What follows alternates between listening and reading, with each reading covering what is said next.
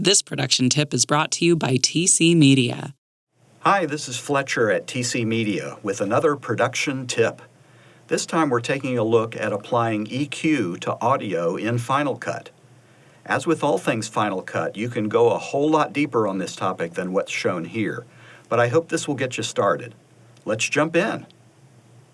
So most of us work primarily with voice audio, and EQ is something that I always apply to voice clips in all of my projects. To find the EQ effect, open your effects browser and scroll down to the audio section and look for EQ. Single click it. The one I like to use is called Channel EQ. You can apply it to a clip either by dragging and dropping it on the clip or by selecting the clip first and then double-clicking it. You'll know you've been successful at applying the plugin when you see it appear in the inspector under the Audio tab when the clip is selected in your timeline. So before we do any adjusting of the EQ, let's take a quick listen to this clip. I'm going to close the effects browser and then play a portion of the clip. Checking, 1, 2, 3, 4, checking, 1, 2, 3, 4. Okay, the first thing I notice is that the clip is a little quieter than I want it to be. If you notice on the audio meters here, it reached about minus 12 decibels, but for our purposes, and the standard request from Thurston Community Media in general is that your audio reach minus 6 decibels on average for your projects. So we need to boost it a little bit. By the way, if you don't have these big audio meters to the right of your timeline, if you don't see them there, look for the little audio meter icons next to the time code just below your viewer and single click it. That toggles the larger audio meters on and off. So there they are. So as I say, I want to boost the overall volume first before we mess with the EQ.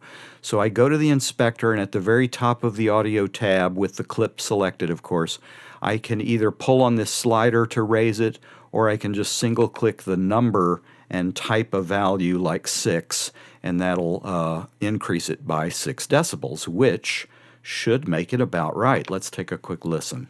Checking, 1, 2, 3, 4. Okay, we're at about minus 6 decibels in general. That's a great starting place. Now we can take a look at the EQ plugin itself. So, to get access to the EQ controls, you have to go back to your inspector where the EQ exists, where you dropped it a little bit ago, and look for the little icon that looks like a mixer associated with that plugin and single click it. That will open the actual controls for the EQ. So in this EQ window, we see a range of frequencies that correspond roughly to the range that humans are able to hear. And the unit of measure in play here is called hertz. And we go from 20 hertz up to 20,000 or 20 kilohertz. And that's the general range for human hearing. If this was an EQ designed for humpback whales or elephants or dogs, it would be a different range, of course. So there are 8 bands provided for us in this EQ plugin. And as I hover over these icons at the top, you'll see them kind of light up from low to high. Now, the first thing that I pretty much always do on voice audio is I cut out the lowest frequencies from about 120 and below, 120 hertz and below. The reason I do this is there's very little audio, no real audio of value below about 120 hertz when we're talking about voice audio.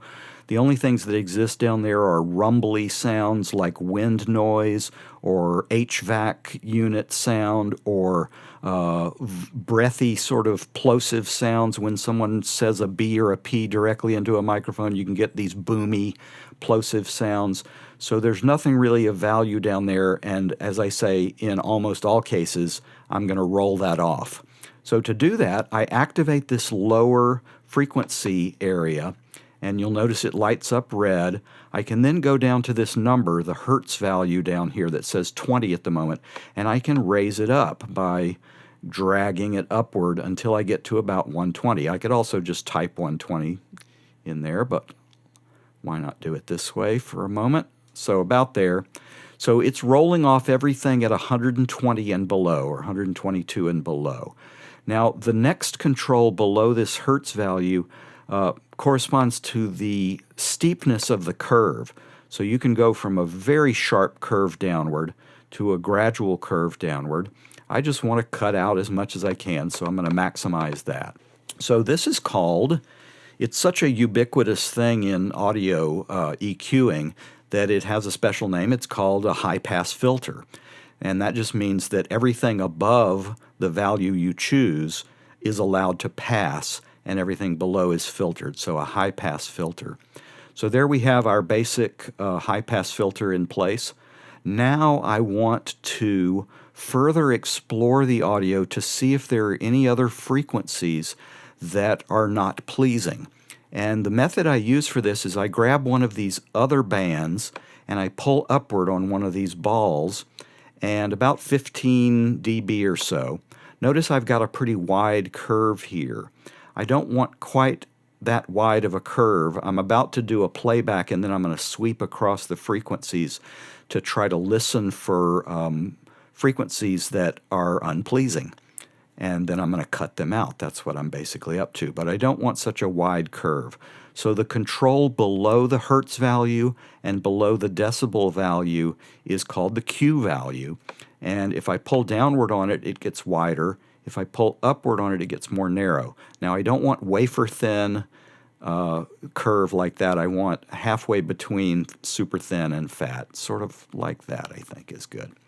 So what I'm going to do here in just a sec is I'm going to play this clip again, and I'm going to sweep across the frequencies using this boosted narrow curve. And I'm going to be listening for bad sounds, basically.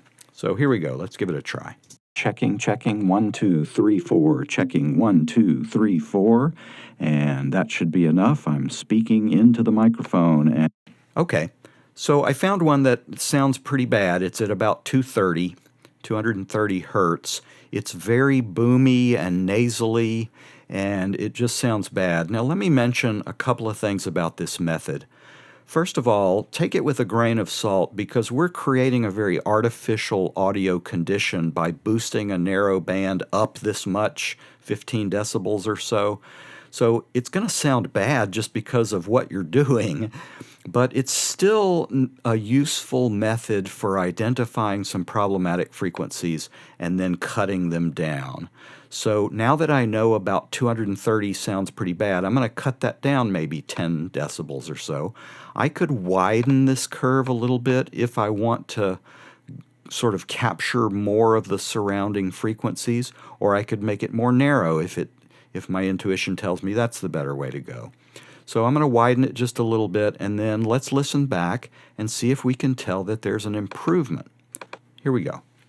Checking, 1, 2, 3, 4, checking 1, 2, 3, 4. Okay, I think I'd like to compare what it sounds like without this EQ applied and just see how much better it is when it is applied. So I'm going to go back to my cut point. I'm going to go over to the audio tab in the inspector, and I'm going to play it back and then turn it off and on a couple of times, starting with on. Checking, 1, 2, 3, 4, checking 1, 2, 3, 4, and that should be enough. I'm speaking into the microphone and looking at the camera, I think. Okay, so the most obvious thing is that it's far less boomy and bassy with the EQ engaged, and that's primarily to do with the high-pass filter. But I think this notch downward at about 230 is also having a positive effect, so I'm okay with that. Now, I could continue this exploration by grabbing another frequency band and making it narrow, and then doing another sweep until I find another area that I don't particularly like, and then I could cut that. And I could do that as many times as I want. And some people end up with a bunch of cuts in their frequency curves, their EQ curves. I'll be honest with you, when I'm working on audio, I'm often under deadline, and I don't have a ton of time to explore this. So sometimes I'll just apply a high-pass filter at about 120 and call it good, unless there's something obviously out of balance in the EQ, and then I'll try to notch it out in this way. Now, you may have a question about why am I not increasing certain frequency bands to improve the mix, to improve the EQ, the parts that I do like. And this is really just the way I learned from various people, sort of subtractive EQ, notching certain areas out in narrow bands is, to me, easier to control than boosting certain bands. But if you want to play with boosting, nothing wrong with that. I would just recommend that you don't go very high, and you also don't use a very narrow band. In other words, you increase the Q value, or actually decreasing it, widen it, so that you're increasing a larger band of frequencies. And don't do too much if you're increasing. Again, subtractive EQ is what I understand better and what I work with. And when I mentioned that I'm often moving fast under deadline with audio, I certainly recommend when you're getting to know this tool, the EQ, channel EQ, take your time with it and play with it and listen carefully. And then as you get to know it, you'll get quicker and your intuition will sharpen, and obviously you'll get more experience with it. So let's see if there's anything else I wanted to mention. Stay tuned for another tutorial coming up in which we go over the other ubiquitous audio plugin, which is compression. We don't have time to go into that in this one. This one's all about EQ. But oftentimes, very often in fact, you'll find EQ and compression applied to pretty much every audio clip in a video production. So let's see if there's anything else to mention. I guess that's it for now. Well, hope to see you around Thurston Community Media. Let me know if I can help with anything. Sign up for a class, do a production, and submit it to our channels. We're here for our members. So this is Fletcher signing off. This production tip is brought to you by TC Media, where our community brings local media to life for Thurston County since 1984. Visit tcmedia.org for orientation and class schedules, video on demand, and information on how we can help you become a media producer.